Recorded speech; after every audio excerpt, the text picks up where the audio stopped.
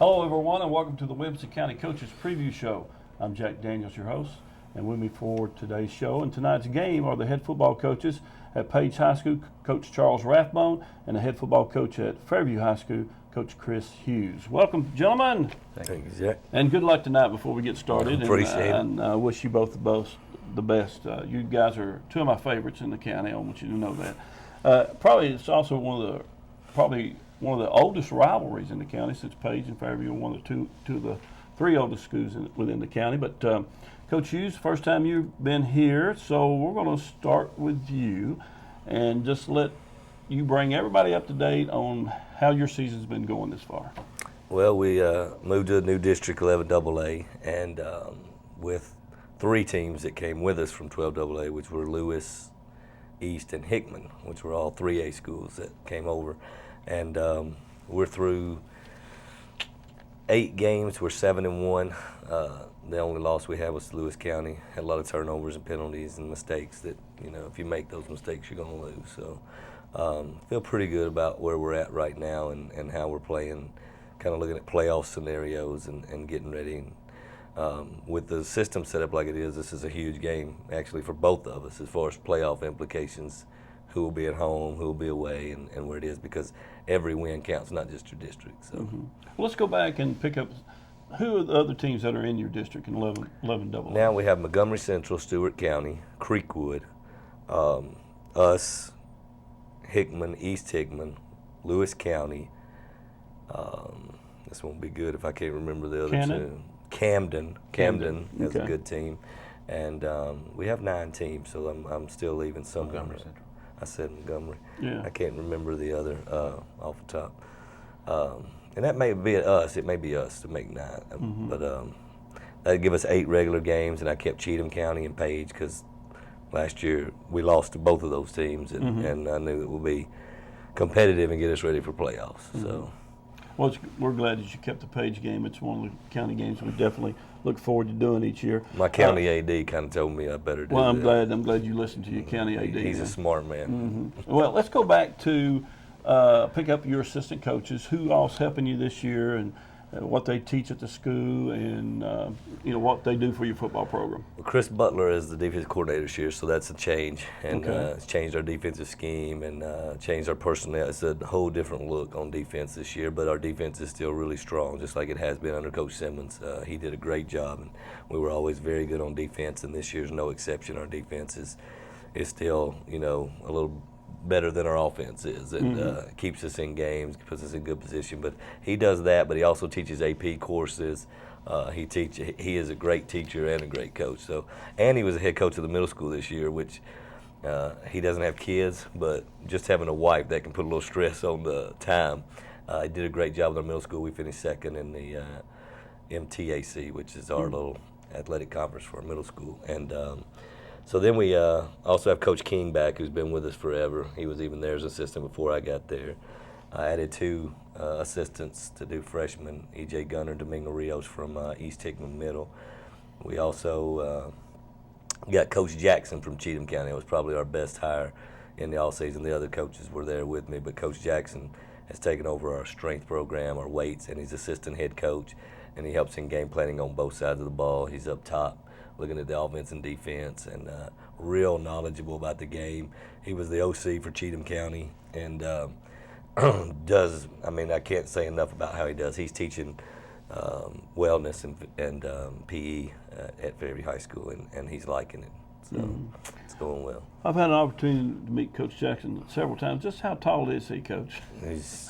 To me, he's real tall because I'm short. So, but everybody's tall to me. Yeah. But it demands a certain respect. He comes in and the kids have really bought into the weight program, and he's I'd say every bit of 6'5", 6'6", if not least, taller. Yeah. At least.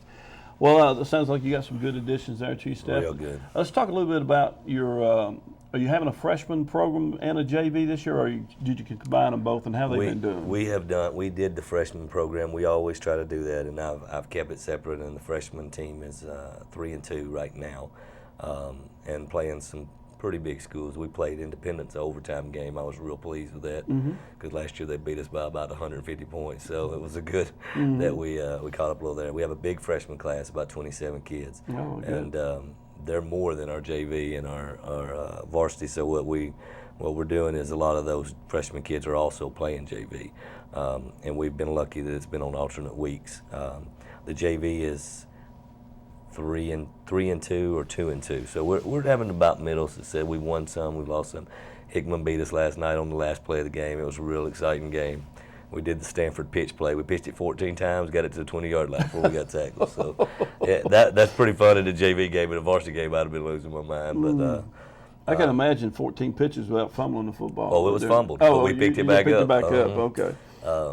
The first 7 happened all in the same 5-yard area, and then we broke around the end, and Coach Lewis was yelling, I was yelling. It was a good way to end the game. It was a good fun, JV game. But the JV team's playing well too, and I can see what we've got for next year, which I believe our O-line will be a lot bigger next year. We've got some bigger kids coming in, but our skill players may not be as good as what we've got. We're real fortunate this year with our skill players, and have been in the last few years.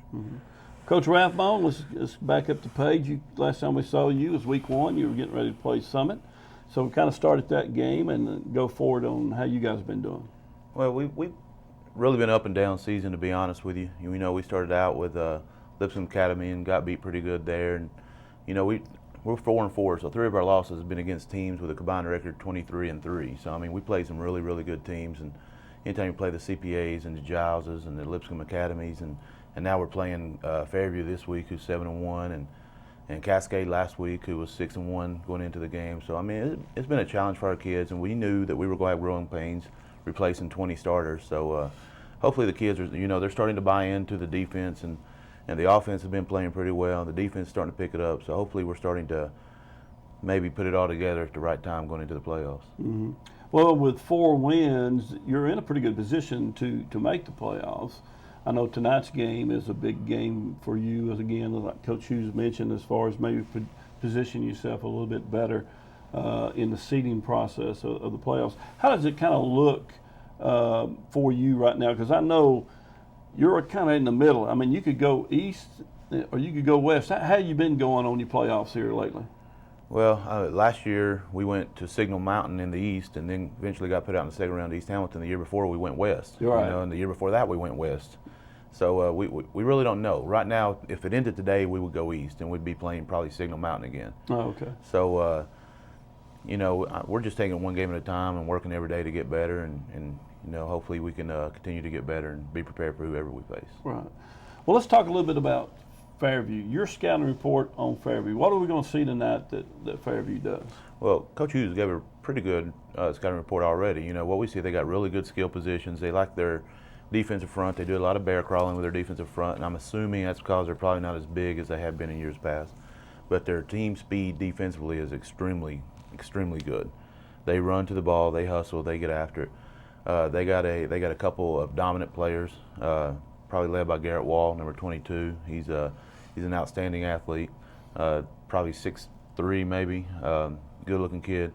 We know we got to stop him. Kind of the same thing that we had to do last week against Cascade, stop the big running back, and hopefully we'll do better than we did last week at doing that. What do they do offensively, Coach? Well, they do a little bit of everything. It's they run some tackle over, and they get a lot of different formations, and they run the eye quite a bit. So they do a whole lot of different stuff. So it's preparing for those formations and hopefully trying to get some sort of a key of what they're going to run out of those formations when they do get in them. It's just like anybody else, just like they're breaking down us. They're going to see what we do out of those formations and try to focus and stop our best play. Now, Coach Hughes, you mentioned that you changed the defense. Are you in an even or an odd man front this year, or what are you? We're starting our base. We started the season actually in a 4-4, and we scrimmaged Greenbrier, and they handed us our hat, and our guys were getting blown off. Oh, okay. And so we decided to just go. Our skill players are our best players, and so we got 3 D linemen, 4 actually, and we rotate out. But we use 3. We're playing a 3-4 scheme more so this year than we have in the past, and we'll do multiple things out of it. But our guys are small up front, but they're quick and they're hard to block, and they do stay low. We crawl sometimes, and sometimes we'll we missile, and we do different things with them as well. But I would say our D-line averages about 150, 160 pounds. So it's not the typical D-line they're going to see, which gives a big fella that's slow a hard time. But if he gets his hands on them, they're not going very far. So we rep all week quickness, getting off the ball, watching the ball and firing off, and then we slant and do a lot of things with it, just typical things that he can see on film. I mean, it's nothing fancy. Our goal is to keep them off of Garrett Wald and Hunter Shiver and let them run and make tackles. So, and they've done a good job in it. Since we changed to that scheme, our defense is, I think before the Lewis County game, we were averaging giving up 6 points a game, and a lot of that wasn't with our first team defense. So Lewis County, we put them in good shape to score, and so the points that are added up, I still think we're under 10 or 12 points a game, though, which is not bad. Well, Coach, give us a scouting report on Page. They're spread offense all over the field. Mazelle's going to throw it, run it, hand it to the running back out of pistol. Sometimes they have multiple formations. They motion across. Have several pass plays they like out of different formations, and I'm sure they're working on some new ones and things. And real good offensively as far as moving the chains and putting points on the board. And then defensively, it looks like you have to be ready for the blitz to come from anywhere. 52 off the edge. They're really good at coming off the edge. They look like they're in coverage, and all of a sudden they'll shoot in. They disguise it pretty well, and then sometimes they just say, "Hey, here we come." So we're working this. We worked this week on, who's going to pick up the guy on the outside if he comes in, who's going to do this in this situation, and we're still, how are they going to match up with our formations? We've seen some things and have an idea, but you're never sure until you get in there and do it. The one worry we have, of course, and I feel like last year was a big difference in the game, is the special teams. They're good at creating things on special teams that keep you. They had a fake punt last year that was huge in our game. They had an eligible guy that we didn't recognize, so we were doing a lot of who's on, who's off drills this week of who can leave and who can't. So hoping they don't catch us with that one again, but it won't be because we're not prepared, which is what happened last year. So good on special teams too. They got a good kid. They kick the ball well. Depending on what they want to do, they can kick it deep, they can kick it short. I think their punting game is about like ours. You just don't know. You're going to get a 30, 40-yard punt, then you get a 20 and 25. It's just not consistent, but at the same time, they block it up well and they pursue and tackle. So it's going to be a tough game for us. It's going to be a hostile environment going to Page, and I expect to see a big crowd on both sides, and it'll be a lot of fun. Coach, who's in charge of your special teams? Dan Harkins. He does a really good job about that, and he works extremely hard. And, we've talked, our coaching staff have talked all weekend about, it always seems like us and Fairview, we kind of mirror each other. We don't always have the biggest linemen. We don't always have 5, 6, 7 deep at the special teams. So it's interesting to see, they do a lot of the same things we do when they try to throw the ball or defensively, trying to keep them off of our 2 or 3 quick guys. So so we've been working on that all week too, and Dan's got a few little wrinkles that he's wanting to throw in, but I just don't know if I can trust those wrinkles just yet. They're great when they work. If he asks you, can I call this coach, or that kind of stuff? Well, it's easy to fake a punt when you're at the opposing team's 40, but when you're back at your own 25, 30-yard line, that's when you got to really believe that you can get that fake punt. So it should be a good game. It's gonna be fun. Who does special teams for you, Coach? Coach King. Coach King. Coach King. He does a great job, and we've had real good success in our return game this year. Nick Harvey is the guy that's been hurt for the last 2 or 3 years and had a shoulder bad, and he's really helped us out. So he's returned, I think, 6 kicks for scores, which and a lot of it was against lesser opponents, And but we do block it up well, and we try. Right. Well, we're going to take a short break, and we'll be back in our second half of today's Coaches Preview Show.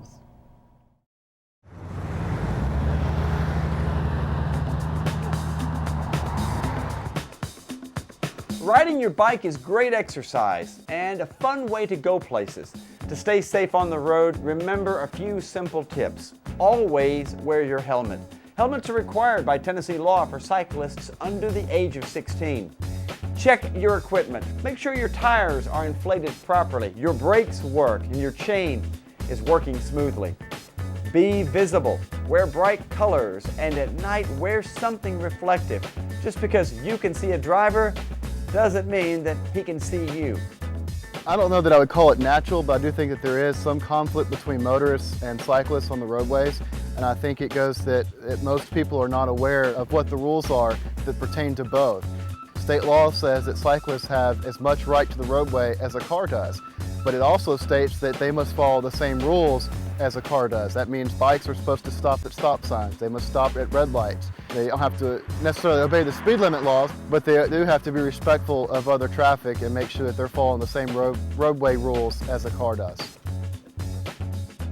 Stay alert. Watch out for potholes, cracks, or anything that could make you lose control of your bicycle. You need your ears to hear traffic, so don't listen to music or use your cell phone while cycling. Be predictable. Try to ride in a straight line and use hand signals to communicate your moves to others. Stay safe, and most of all, enjoy the ride. Welcome back to our second session of today's show, and I'm going to pick back up with the coaches concerning tonight's game. And Coach Rathbone, do you have captains that you pick for the entire year, or do you go game by game? We had a team vote where they voted for 2 captains, and then every week we rotate in 2 other seniors, because I think it's important that all the seniors get to experience being a captain.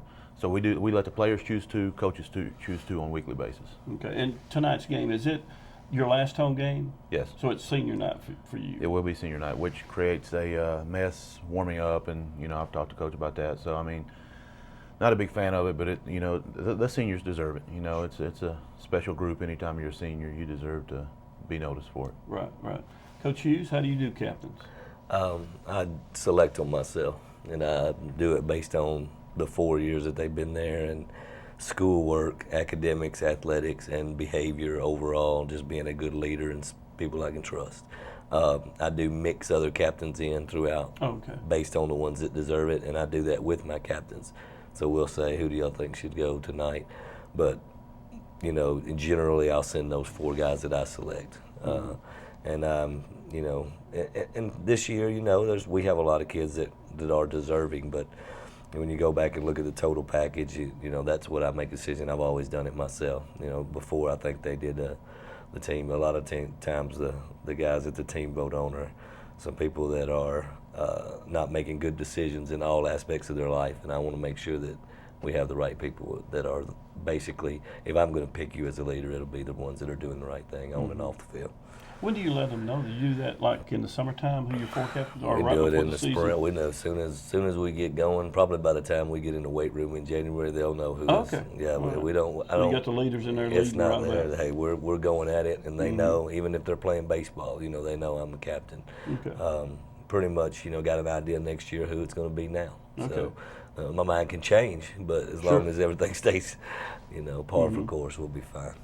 Well, Coach Rathbone, who has to play well for you guys tonight in order to have a chance to win? Well, the quarterback always has to play well, but I can't narrow it down to 2 or 3 guys. I think every coach will say this every single week. It's going to come down to whichever team makes the fewest turnovers, makes the fewest mistakes, executes offensively and defensively. We got to be able to tackle number 23 and 22 for Fairview. So it's the quarterback has got to get us lined up. He's going to have to use his feet because they like to bring pressure quite a bit. So he's got to use his feet and get out of some messes and make the right decisions and make the right throws. Okay. All right. Coach Hughes, who has to play well for the Fairview? We had a sophomore quarterback, Hunter Zimmerman, who's played just exceptionally well this year. If he can take care of the football and make some plays with his arm, it will really loosen that, where we can run more with Garrett and Rashad. And I've got several. I would say Garrett has to play well, but Garrett's going to play well. So he really, I don't expect to have to say he's got to play well. What I need is some of those pieces that are helping us. Like last game, Mike Jordan had a good touchdown, Hunter Myatt. We have several people capable of making big plays. So I need one of those guys to step up. And Coach Jackson has a great saying, and he says, big players make big plays on big nights, and that's what this is. So I'm interested to see who it's going to be, but it's going to take a team effort. We're going to have to get after Mazzell. We may have one of those 3 little guys that's rushing him. If they can get 2 or 3 sacks, they'll be the one that makes the steps up. So I would say anybody on our defensive line that's keeping Mazzell from throwing for 500 yards like he did against Lipscomb would be really good for me. So. Well, fellas, on tonight's game, we're kind of going to get away from tonight's game. We're kind of going to get off the subject just a little bit and kind of venture out there and kind of get your opinions on a few things. Coach Rathbone, I'll start with you. We're in the first year of the new districting for the AAA, AA, and Single A. Do you see any changes maybe coming in TWSAA down the road for football classifications? I don't know if I see any changes coming. I know there's some changes I think that should come. I think they should balance out the districts. For example, they got a 9-team district and we got a 6-team district. I think they should go back and balance them out. And I know it's going to make people mad, but that's part of it. Mm-hmm. Trust me, we're not very happy being in there with the CPAs and JAWS either. But, my biggest thing, what I would like to see, and you and I have talked about this, I would like to see a true public-private split. And, until that happens, I think there's always going to be problems with how you balance out the districts and that type of thing. But hopefully they'll address those issues, because I know it's kind of a state problem, and I'm not the only one that feels that way. But there's arguments for the other side as well. So Mm-hmm. I don't have all the solutions, that's for sure. Coach Hughes, you see any changes maybe coming in football? I would support that one.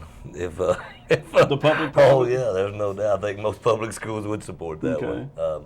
But again, I don't see that coming. I think they're, with the way they've got it set up with the D1, D2, and all that, I think TWSAA's happy with that. What I see happening is I think we have one more year where we're at, and I think they're going back to 5 classes. And Going back to regions in football. I think they will go to regions, and I think I think it's a definite. I think the year after this one, it's going to happen. And I talked to several people who are kind of in that, and you do too. And that is definitely the feel. Even Bernard Childress said it on the radio the other night, that he would like to see that happen, and hopes that the board will vote that in the year after this one, 2 years.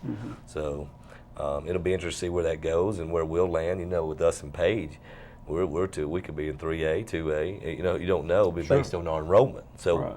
How's all that going to fall out? That's interesting to me to see. I saw projections last year where we had teams from community from Murfreesboro in our proposed region, and that would be, there's some challenges there also. So, but that's where I think it's going. I'm just going to roll and do, with whatever goes. But there has to be some things that happen, and I think. That it started with travel, Jack, and I don't think the travel is as big an issue now. I'd like to see them, if they're going to stay like this, take those 32 teams, and I would like to drive to East Tennessee to play a game. I would like to see them You're really talking in the playoffs. seed it, really seed the tournament where you go 1 through 32 and you play across, or maybe just go west and middle and east and do a 16 team and have the winner come out. Because I think when you put 8 teams in quads that have played each other all year, we could possibly in our district have 3 at least rematches in the second round if all the teams won. True. And I just don't think that's a good thing. I don't think that the Williamson County schools in 6A, Franklin may end up playing Independence. Independence may end up playing Brentwood. I mean, it's just, you've already played those teams. It'd be nice to play someone that you haven't seen already. And I think in 6A football, looks like that some of the Rutherford County schools are going to be playing each other in the first round, the way it kind of looks like. And see other schools like that, but Coach McDaniel at Oakland I talked to, I know he doesn't like that. No, I know he doesn't either. Next month in November, the statewide meetings take place, and there's some issues or things that have been proposed, and Fairview has also proposed one of those things in which they're going to be voting on statewide.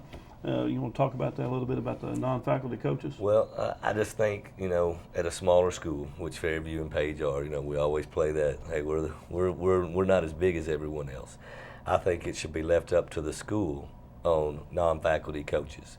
I think Williamson County is such a rigorous academic school that a teacher that's teaching AP classes and really focusing on the education part, it's hard for them to dedicate the time it takes to build a good program in any sport.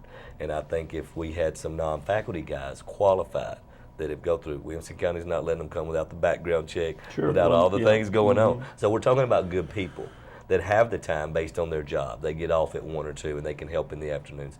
That we should be able to decide that as a school. I think Page knows what's best for Page, and I think Fairview's administration knows what's best for Fairview. So I'm hoping that goes through. And And talking to TWCAA, I think they're going to support that. That they don't want to police that. Right. You know, so It's one less headache for them. that's basically. exactly right. And I don't see how it affects anybody. You Right. know, other than if you're the principal of school and don't want to do that, don't do it. So. Coach, how many non-faculty? Yeah, go ahead. I kind of wish they would take that a little bit step further because I'm kind of a, I don't believe that the governing association should govern things like that whatsoever. I think it should be left up to the Williamson County schools or whatever school district do that. But I also have a big problem with them charging us this money to take our non-faculty coaches to these classes, and they're making a killing off our schools through non-faculty coaches. So now if we got 10 non-faculty coaches, $150 a piece, they're making a ton of money. So I'm hoping that they'll at least take into consideration lowering that fee as much as possible too, Right, because the right. small schools struggle to pay that. Right. Well, let's go here. Coach, if you could pick one play, would it be a run or a pass? Oh, it'd be a pass. Coach, run or a pass? Who are we playing and what's the situation? Well, let's just Let say me you're going to think pick about it. one play. And one play would be a trick play. Now, I know you're a flag football guy. That's right. and- I would like a trick play. But I'm only going to pick one, and it's going to So work. it could be a run, It'd be a run and a toss pass. back, There you pass, go. throw across the field. A double reverse hook and ladder. We'll reverse it twice, throw it Okay. downfield, and then pitch it in there. All right. Like I said, I like the Stanford band play. I just, I like I like the idea of pitching it after you And catch if it. we're going to put deep thought into it, Yeah. I mean, the victory formation would be Oh, my that's one your favorite play? play. That's your favorite play. Please do okay, that on let's first get down on in the it. first quarter. All right, Coach, do you do fantasy football? No, I do not. Coach, I do. how's your team doing? Well, 4-2, but I lost this week. I was upset. Oh, man. I was up a few touchdowns, and Peyton Manning beat me on the game Sunday night. Okay. How are you doing on yours? I'm 5-2, and I'm Oh. playing a guy who's 6-1 this week Oh. in my fantasy football. So I got a tough game this week. So I had to put Drew Brees back in. He was on a bye last There week, you but I go. put Andy Dalton in, and he got me a ton of points this past week. It was pretty good. All right, now if you had, I'll go with you. If you had the number one pick this coming year in the NFL draft, and it actually moved back a week, it's going to be the first week in May in New York City. Who would that number one Wow, pick that's be? so easy for me because I'm a Vikings fan and I'm hoping they get the number one pick and I hope they get Johnny Manziel.